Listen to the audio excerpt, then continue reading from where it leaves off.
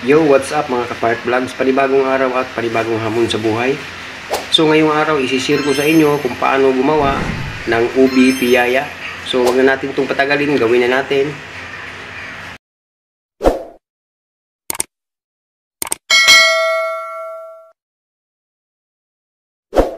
Ito po ang ingredients sa ating babalat mga idol. All purpose natin, 2 cups, shortening, half cups, salt, 1/4 teaspoon, tubig, half cup. So haluin lang natin.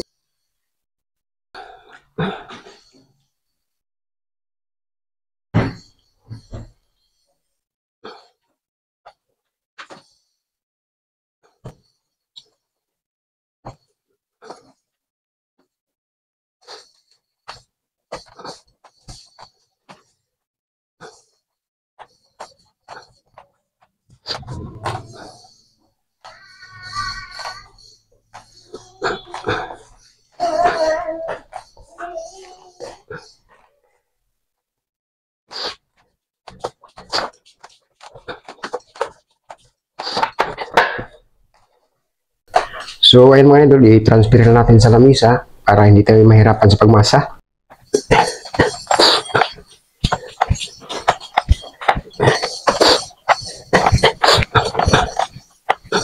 So, ayan mga idol, pwede na to. So, ngayon, putuin lang natin ng 30 grams.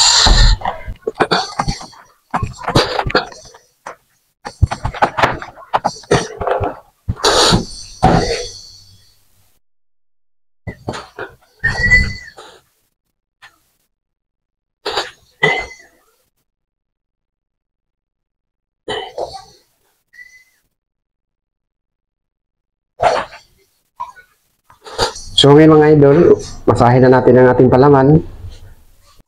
So ito po ang mga ingredients sa ating palaman mga idol. All purpose natin, 1 and 1/4 cup, sukal, 1 cup, margarine, 1/4 teaspoon, vegetable, 1/4 cup, ibap, 1/8 cup, tubig, half cup, ubi flavor, 2 tablespoon. Haluin lang natin.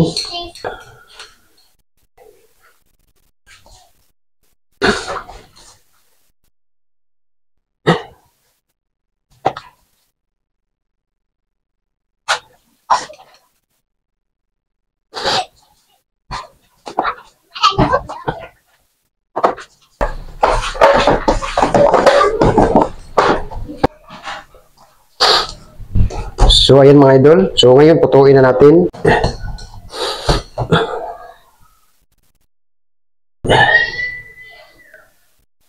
Dito lang pagpalaman. Ayan.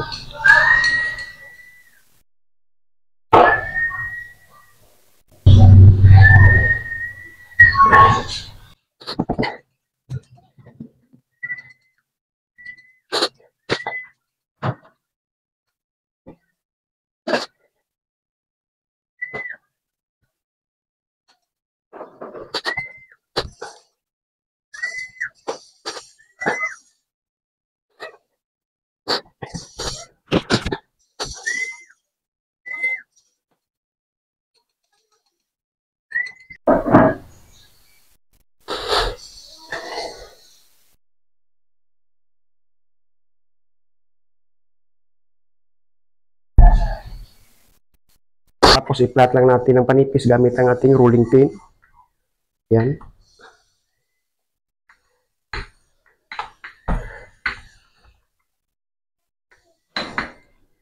So ito po siya. Tapos lagay natin dito sa ating plancha.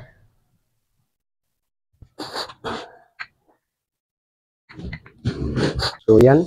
So ngayon isalang natin to sa ating ubin. So ayun mga idol, nasalang na natin. So isalang natin to sa 200 Celsius ang ating ubin. So ayun mga idol, luto na at nahain na natin. Naluto natin siya ng 10 minutes. So palamigin lang natin to mga idol ano.